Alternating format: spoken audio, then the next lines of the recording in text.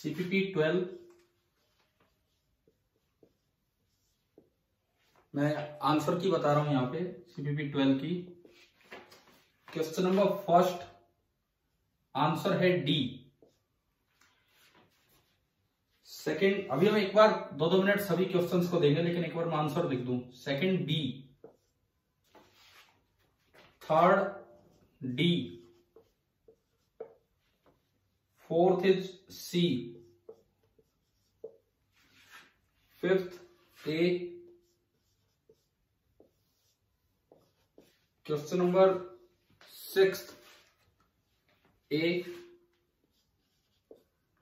Seventh B,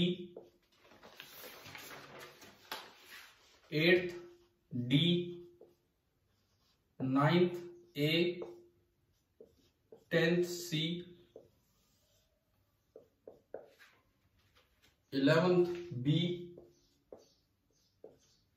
12th C, 13th B, 14th C and 15th C. ये आपकी answer की है CPP नंबर 12 की, जो मैं आपको दे चुका हूं। इस वीडियो लेक्चर के साथ मैं अटैच भी कर दूंगा लिंक इसका, CPP 12 का। आप एक बार अपने मार्क्स जिनके मैं नहीं बता पाया या जो मेरे पास नहीं भेज पाए, इसके अकॉर्डिंग आप चेक कीजिए कि आपके कितने नंबर बन रहे हैं। एक बच्चे के तो 60 आउट ऑफ 60 आ चुके हैं, बाकी आप इससे चेक कीजिए क्या बन रहे हैं क्या नहीं।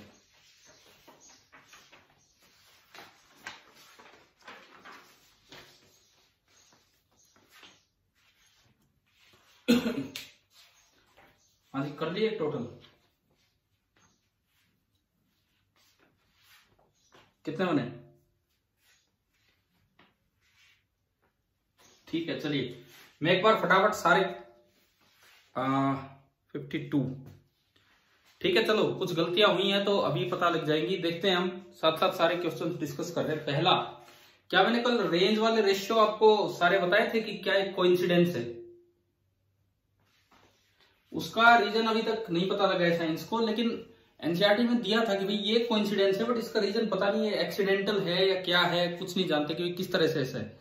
तो मैंने वही एक क्वेश्चन बना के आपको दे दिया था, तो इसका आंसर आएगा ऑल ऑफ दीज। आपको अगर कल वाली बात ध्यान थी तो ये सारे आपके सही थे। ठीक है, किसी को डाउट नहीं है ना फर्स्ट में? सेकंड, पिछले पेपर में मैंने आपसे पैरेलैक्स मेथड पे क्वेश्चन पूछे थे, तो इसमें मैं ओलिक एसिड की तरफ जा रहा था। तो हम ओलिक एसिड अल्कोहल में डिसॉल्व करते हैं, क्योंकि उसका फायदा क्या होता है? सबसे बड़ा फायदा, एक अच्छा सा सॉल्यूशन बनता है, देन फाइनली उससे अल्कोहल एवोपरेट हो जाता है एंड ओलिक एसिड पानी में मिलता नहीं, तो अल्कोहल में मिला के अल्कोहल को एवोपरेट करवा दिया जाता है, इसलिए उसे अल्कोहल में डिसॉल्व करते हैं। सेकंड, लाइकोपोडियम पाउडर का क्या यूज था? कई बार बच्चे सोचते हैं कि लाइकोपोडियम पाउडर इसलिए डाला जाता है ताकि ओलिक एसिड पानी में ना मिले। क्या लाइकोपोडियम पाउडर इसलिए डाला जाता है कि ओलिक एसिड पानी में ना मिले? वो तो वैसे ही डिसॉल्व नहीं होता, ओलिक एसिड तो वैसे ही डिसॉल्व नहीं होता पानी में। उसका पर्पज ही क्या था? ताकि आपको क्लियरली दिख जाए कि ओलिक एसिड कितने एरिया में फैला है और पानी नजर ना आए, उसकी जगह है वो लाइकोपोडियम पाउडर। तो मैंने दोनों स्टेटमेंट सही लिख के दी थी, तो सेकंड का आपका आंसर आ गया बी।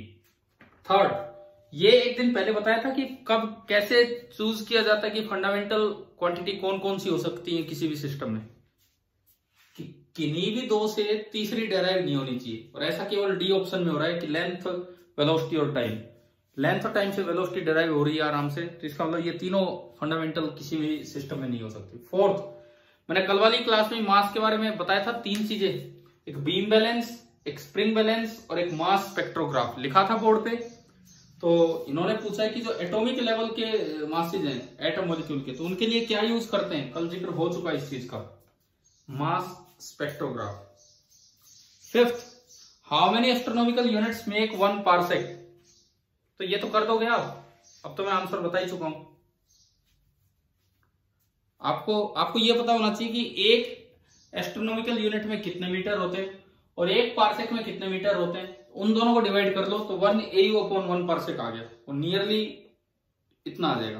देखो, आप ये लिख देंगे एक पार्सेक में कितने मीटर हैं, फिर आप लिख देंगे एक AU में कितने मीटर हैं, इन दोनों को डिवाइड कर देंगे तो 1 पार्सेक अपॉन 1 AU ये कट जाएगा, और ये नियरली मीटर से मीटर कट जाएगा, और नियरली 2 × 10⁵ बचेगा। तो ये AU ऊपर गया, तो 1 parsec is nearly 2 × 10⁵ AU। Simply वही लिखना था। अच्छा, मैंने कल एक आपको सारी यूनिट्स का जिक्र किया था, आपके लिए वो CPP भी डाल दिया था उसके बाद में, है ना, जिसमें नई यूनिट्स आपको बताई थी कौन कौन सी हैं। तो आप ये बताओ, पहला है किलोग्राम। किलोग्राम को अब कौन से कांस्टेंट का मदद लेके डिफाइन किया गया है? Planck's constant. अगले में पूछा केल्विन। केल्विन को अब ये चेंज यूनिट है जो नई डेफिनेशन से हो। केल्विन को कौन से कांस्टेंट से? Boltzmann constant. एंड एम्पियर को अब किस चीज से डिफाइन किया जाता है? Elementary charge. तो मैंने 3 सवाल यही पूछे थे आपके 7th, 8th and 9th। 6th, 7th and 8th, ये आपके 3 क्वेश्चंस ये हो गए। उसके बाद आता है क्वेश्चन नंबर 9th। ये कल भी करवाया था, पिछले असाइनमेंट में था ये, बस चेंज क्या कर दिया मैंने यहां छोटा सा। एरर कल नेगेटिव था, आज पॉजिटिव। देखो ये चेंज क्यों किया है, इसका रीजन बताता हूं। कई बार हम कोई सवाल घर पे सोल्व करके फिर एग्जाम में जाते हैं पेपर देने, और पढ़ते ही हमें लगता है यार ये तो किया हुआ है, तो ये इसका आंसर होना चाहिए, और हम उसे टिक कर जाते हैं। बाद में पता लगता है हो सकता है आपने किया और ये किया थोड़ा सा अलग हो और आप जज ना कर पाए हो। तो अगर किसी बच्चे ने इस बात पे ध्यान नहीं दिया तो वो डी टिक कर जाएगा 0.338, जबकि आंसर इसका आज बनेगा ए। शायद ऐसे भी स्टूडेंट होंगे जिन्होंने डी ही सोचा होगा, 1-2 तो ऐसे होने भी चाहिए जिन्होंने डी लगा दिया होगा शायद, या सबने सही किया है? ठीक है। 10th, ये मैंने एक आपको इन्फॉर्मेशन दी थी कि यूनिट के नाम कभी भी कैपिटल लेटर से स्टार्ट नहीं होते। किसी भी यूनिट का नाम कभी भी कैपिटल लेटर से स्टार्ट नहीं होता है, लेकिन यूनिट के सिंबल कैपिटल किए जाते हैं केवल तब जब वो यूनिट किसी साइंटिस्ट के नाम पे हो। देखो, यूनिट का नाम कभी कैपिटल लेटर से स्टार्ट नहीं होगा, यूनिट का सिंबल कैपिटल होगा केवल तब जब वो किसी साइंटिस्ट के नाम पे हो। केवल एक एक्सेप्शन है। एक एक्सेप्शन ऐसा है कि वो यूनिट किसी साइंटिस्ट का नाम नहीं है, बावजूद इसके उसका सिंबल कैपिटल है। कौन सा? पहला मैंने लिया डे। डे किसी साइंटिस्ट का नाम नहीं है, लेकिन डे का सिंबल होता है डी, छोटा डी। दूसरा मैंने लिया मीटर। मीटर किसी साइंटिस्ट का नाम नहीं है, लेकिन मीटर का सिंबल होता है स्मॉल एम।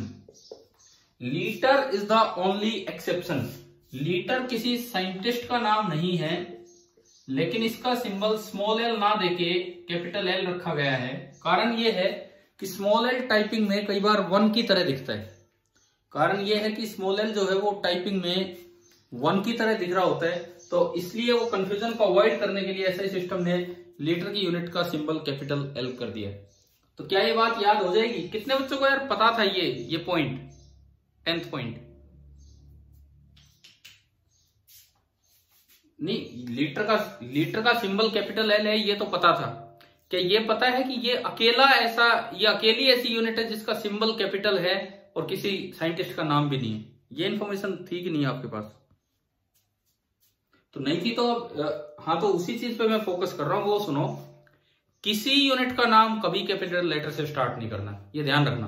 किसी भी यूनिट का नाम कभी भी कैपिटल लेटर से स्टार्ट नहीं करना अगर पूरा नाम लिख रहे हो तो। सिंबल भी कैपिटल केवल तभी लिखना है जब वो यूनिट किसी साइंटिस्ट के नाम पे हो। एक एक्सेप्शन है, वो है ओनली एक्सेप्शन लीटर है। ये चीजें कहां दी होती हैं, ये चीजें मुझे कहां से पता लगी होंगी, या मैं जो आपको बता रहा हूँ गूगल से नहीं। आपकी जो एनसीईआरटी टेक्स्ट बुक है जैसे पार्ट फर्स्ट, उसके एंड में अपेंडिक्स दिए हुए हैं कुछ, तो उनमें ये सारी बातें, इस तरह की जानकारियां दी होती है, आप वहां से पढ़ सकते हैं। काफी इंटरेस्टिंग चीजें वहां हैं ये यूनिट लिखने और इनके बारे में, तो आप वहां से देख लेना अपनी बुक में। अच्छा, इसके बाद which one of the following is not a unit of British system? British system कौन सा था? British system FPS. British system कौन सा था? FPS system. एफपीएस सिस्टम को बोलते थे ब्रिटिश सिस्टम।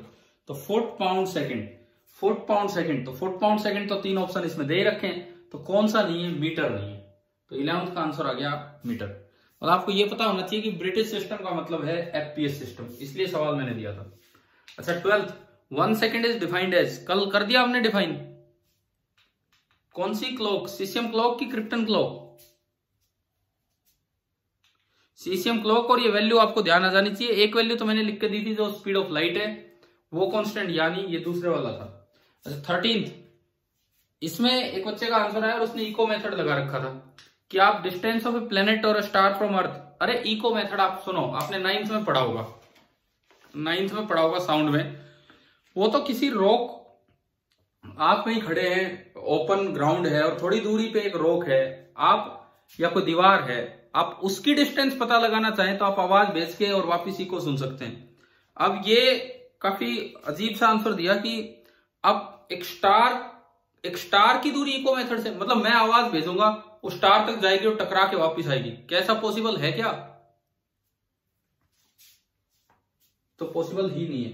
तो ये जो बड़ी डिस्टेंसेज हैं इसके लिए ही तो हमने पढ़ा। अच्छा इको मेथड गलत हो गया। एक ऑप्शन था C option, direct method by using a scale. क्या ऐसा कोई स्केल बना है जो यहां से और स्टार को टच कर जाए फिर मेजर कर ले हम भी कितना है? तो ओनली एक ही मेथड है, पैरेलैक्स मेथड, ठीक है ना, यही लार्ज डिस्टेंस का भी। हाँ जी